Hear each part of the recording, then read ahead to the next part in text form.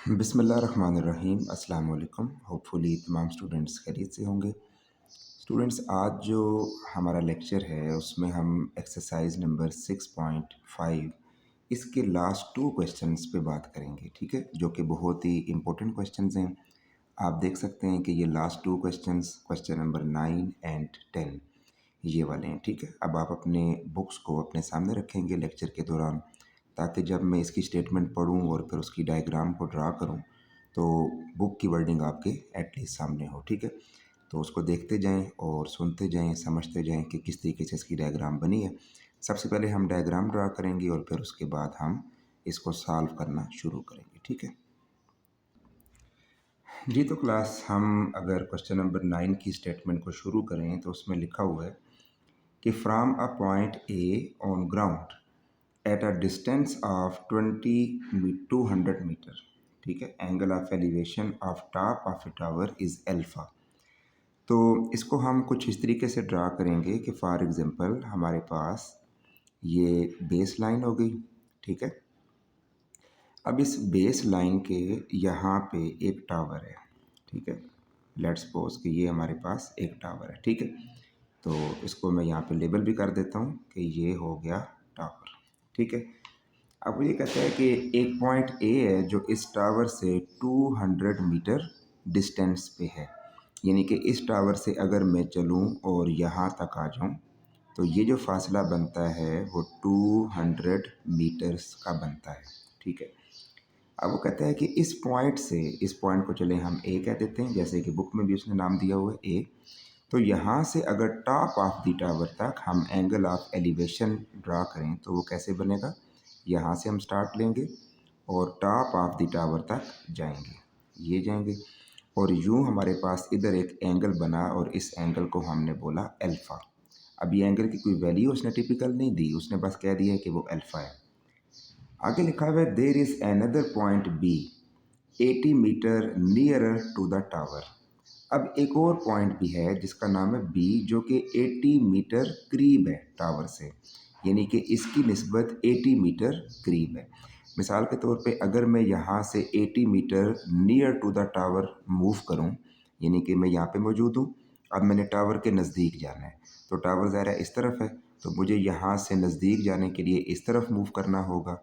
और कितना मूव करना है, 80 मीटर, यानी कि यहाँ पे हम 80 मीटर को छोड़ देंगे और इस को लेबल कर देंगे कि ये क्या है, ये 80 मीटर्स है, ठीक है।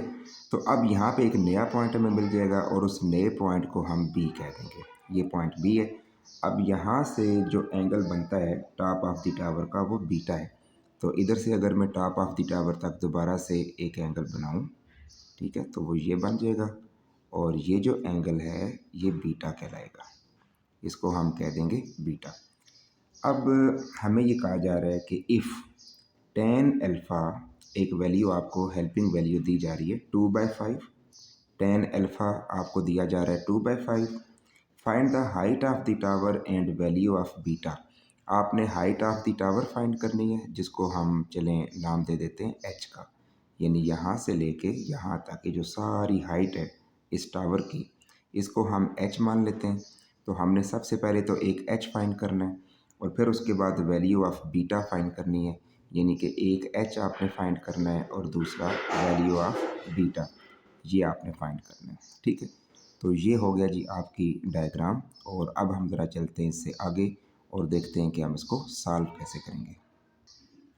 अब बेटा इसमें हमने इसको सॉल्व कैसे करना है कि सबसे पहले हम इसमें देखेंगे कि ये जो एक ट्राइंगल है ना, ए सी डी, ए सी डी, ये एक राइट एंगल ट्राइंगल है। तो हम इसको सबसे पहले यहाँ पे यूज़ करेंगे, इधर लिखेंगे using triangle, sorry, A C and D, इस ट्राइंगल को हम यूज़ करते हैं। तो इस पे अगर हम रेशो लगा लें टेन थीटा की, तो टेन थीटा होता है परपेंडिकुलर बाय बेस, परपेंडिकुलर इसका होगा सी डी और बेस इसका होगा ए सी, ठीक है जी। अब हम वैल्यू लगा लेते हैं, ये टेन और इस ट्राइंगल में थीटा क्या है हमारे पास, अल्फ़ा, टेन अल्फ़ा बन गया। सी डी जो है ये हमारे पास एच है और ए सी जो है वो हमारे पास 200 है, तो वो हमने वैल्यू पुट कर दी। अब आप देखें कि वैसे हमें हर क्वेश्चन में अल्फ़ा की या एंगल की कोई ना कोई वैल्यू दी जाती है, तो यहाँ पे तो हमारे पास अल्फ़ा की वैल्यू नहीं है, तो फिर ये क्वेश्चन तो यहाँ पे स्टक हो रहा है। तो यहाँ पे अगर हम देखें तो हमें गिवन इन्फॉर्मेशन जो है वो हेल्प आउट करेगी। जैसे कि आपको बताया गया कि टेन अल्फ़ा की डायरेक्ट वैल्यू 2/5 है, यानी अब आपको एंगल शेंगल की ज़रूरत ही नहीं है, ना ही आपने टेन की रेशो कोई कैलकुलेटर पे अप्लाई करनी है, कुछ भी नहीं करना। बस आपने इसकी वैल्यू डायरेक्टली पुट कर देनी है 2/5। ये 2/5 आपने लगा दी और ये h/200 इसी तरह आ गया। अब ये बड़ी एक सिंपल सी आसान सी एक इक्वेशन बन गई है हमारे पास। अब हम इसको क्रॉस मल्टीप्लाई करते हैं, 5 को h के साथ मल्टीप्लाई कर देंगे और 200 को 2 के साथ, तो ये 400 आ जाएगा और ये h है तो यूँ आपके पास ये 80 मीटर आ जाएगा। ठीक है जी, तो ये आपके पास हाइट की जो वैल्यू है वो 80 मीटर बन जाएगी। ठीक है, ओके जी, हाइट की वैल्यू तो हमने फाइंड कर लिया। अब हमें चाहिए बीटा की वैल्यू। तो बीटा की वैल्यू हम कैसे निकालेंगे? तो इसके लिए हमने ये देखना है कि बीटा जो एंगल है वो जिस ट्राइंगल में बन रहा है उसका नाम क्या है। उस ट्राइंगल का नाम अगर देखा जाए तो वो है सी बी डी। तो वो ट्राइंगल बनती है सी बी डी। तो इस पे अगर हम टेन थीटा की ही रेशो लगाएं तो इसका जो परपेंडिकुलर होगा वो सी डी होगा और इसकी जो बेस है वो बी सी है। ठीक है, तो अब आप ये देखें कि टेन थीटा, थीटा की जगह पे हमने क्या लगाना है, बीटा, और सी डी की जगह पे हमने लगाना है H divided by B C. अब देखो बी सी की वैल्यू जो है वो हमें बाज़ाहिर यहाँ पे मालूम नहीं है, लेकिन अगर हम थोड़ा सा सोचें तो हमें इसकी वैल्यू पता चल सकती है। वो कैसे? कि ये फुल वैल्यू हमारे पास है 200 और यहाँ से यहाँ तक ये जो पैच है ये 80 मीटर का है, तो ये फिर बाकी वाला कितने का हो जाएगा? यकीनन अगर हम 200 में से 80 को माइनस कर दें तो ये हमारे पास आता है 120।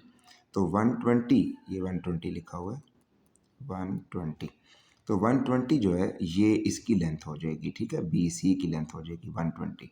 तो मैंने बी सी की जगह पे लगा देना है 120।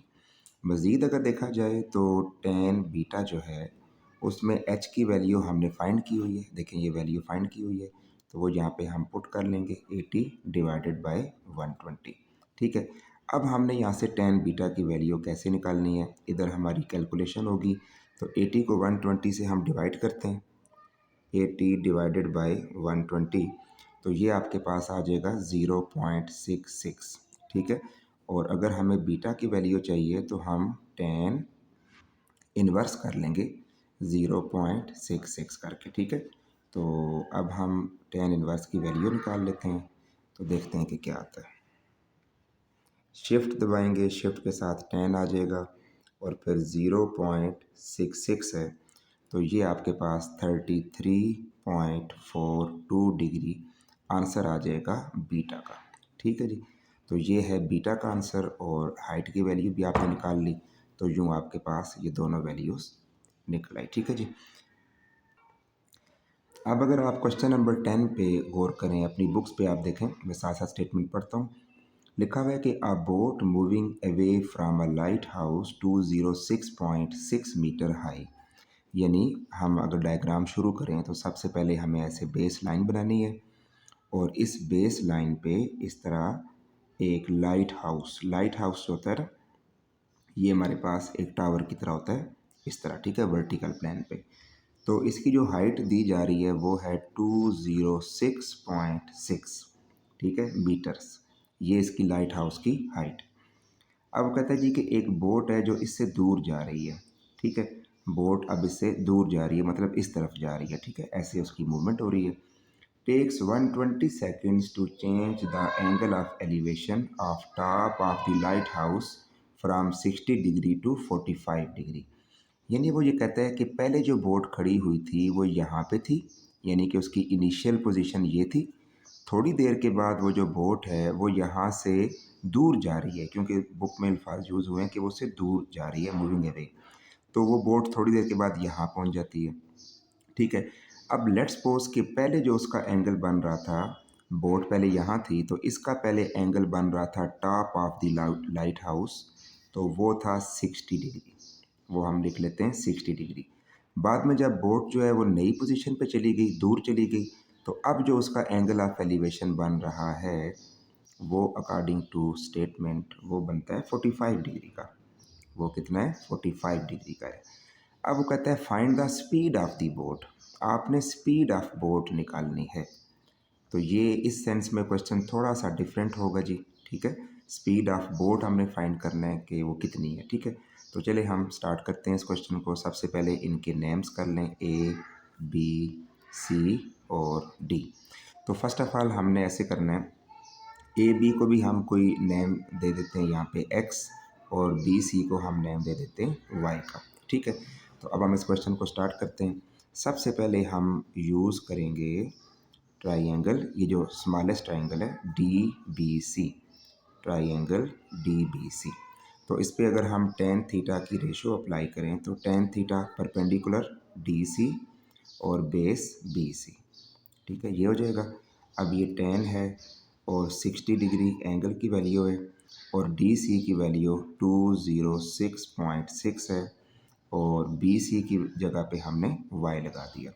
अब हमने टेन 60 की वैल्यू जो है वो कैलकुलेटर पे देखनी है। ठीक है, तो टेन 60, तो ये आ जाएगा 1.73। तो 1.73 इधर लगाया, और 206.6 डिवाइडेड बाय वाई है। ठीक है, इसके बाद अब हमने क्या करना है कि y को इस तरफ ले आते हैं और 1.73 को इस तरफ ले आते हैं। 206.6 डिवाइडेड बाय 1.73। तो अब हम अगर इन दोनों को डिवाइड कर लें, 206.6 डिवाइडेड बाय 1.73, तो ये आपके पास आ जाएगा 119.42। तो y की वैल्यू तो स्टूडेंट्स हमारे पास ये आ गई है। अब हम वापस आते हैं डायग्राम पे। अब हम बड़ी वाली ट्रायंगल को यूज़ करते हैं जिसका नाम है ए सी डी। यहाँ पे हम लिखेंगे using triangle A C D.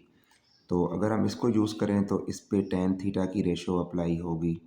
तो टेन थीटा में परपेंडिकुलर हमारे पास सी डी आ जाएगा, डी सी भी कह सकते हैं, और इसकी बेस जो है वो ए से डायरेक्ट सी तक होगी फुल। अब हमने ऐसे करना है कि वैल्यूज़ लगानी है। इसमें टेन एंगल 45 डिग्री है, सी डी की वैल्यू है 206.6, और नीचे जो बेस है वो ए से सी तक है। तो एक्स और वाई इन दोनों को मिला के वो पूरी लेंथ बनती है। तो हम यहाँ पे लिखेंगे एक्स प्लस वाई। ठीक है, उसके बाद टेन 45 की वैल्यू 1 होगी, और ये 206.6 है divided by x plus y. X plus y को यहाँ से इधर लेके आएंगे तो ये मल्टीप्लाई हो जाएगा, x plus y is equal to 206.6। इसके बाद हमने एक्स इसी तरह रखना है, और वाई की वैल्यू ये जो इधर है इसको पुट कर देंगे वाई की जगह पे, और इज इक्वल टू आ जाएगा 206.6। और यूँ हमारे पास एक्स की वैल्यू जो है वो इसको उसमें से माइनस कर देंगे। तो 206.6 माइनस 119.42, तो ये हमारे पास आ जाएगी 87.18। ठीक है, तो स्टूडेंट्स अब आपने ज़रा थोड़ा सा इसका एंडिंग पोर्शन ध्यान से देखना है। सबसे पहले तो हम ये देखते हैं कि जो बोट ने मूवमेंट की है वो कहाँ से कहाँ तक हुई है। देखें, असल में बात ये है कि जो स्पीड का फार्मूला है वो क्या है। आपने फिज़िक्स में पढ़ा हुआ है कि स्पीड का जो फार्मूला होता है वो डिस्टेंस डिवाइडेड बाय टाइम होता है। ठीक है, ये फार्मूला हमने पढ़ा हुआ है, हमने स्पीड फाइंड करनी है। ठीक है, तो अब सबसे पहले हमें ये चाहिए होगा कि डिस्टेंस, बोट ने डिस्टेंस कितना कवर किया है। तो देखें, अगर आप डायग्राम को चेक करेंगे तो आपको पता चलेगा कि बोट पहले थी पॉइंट बी पे, फिर वो बोट चली गई पॉइंट ए पे, यानी कि बी से ए तक उसने डिस्टेंस कवर किया है। तो यहाँ से लेके यहाँ तक जो लेबलिंग हुई हुई है वो एक्स हुई हुई है। इसका मतलब है कि जो डिस्टेंस की वैल्यू है ये वही होगी जो एक्स की वैल्यू होगी। तो एक्स की वैल्यू अगर हम देखें तो वो वैल्यू हमने अभी निकाली है 87.18। तो ये बेसिकली डिस्टेंस होगा 87.18। अब आ गया टाइम। तो टाइम की अगर बात की जाए तो टाइम आपकी बुक में ही दिया हुआ है 120 सेकेंड, अगर आप देख लें तो। अब हम इन दोनों को अगर डिवाइड करेंगे तो आपके पास आ जाएगा 87.18 डिवाइडेड बाय 120। तो ये आपके पास 0.725 मीटर पर सेकंड, ये आ जाएगा इसका रिज़ल्ट। तो यही है स्टूडेंट हमारा इसका आंसर स्पीड का। तो होपफुली आपको आज के दोनों क्वेश्चन अच्छे से समझ आ गए होंगे। अगर कहीं से समझ ना आए तो वीडियो को बार बार देखें, और फिर भी कोई पॉइंट क्लियर ना हो तो कमेंट सेक्शन में या व्हाट्सएप ग्रुप में उसको डिस्कस कर सकते हैं। ठीक है, इसके साथ ही आपसे इजाज़त चाहूँगा। जज़ाकल्लाहु खैर। अस्सलाम वालेकुम।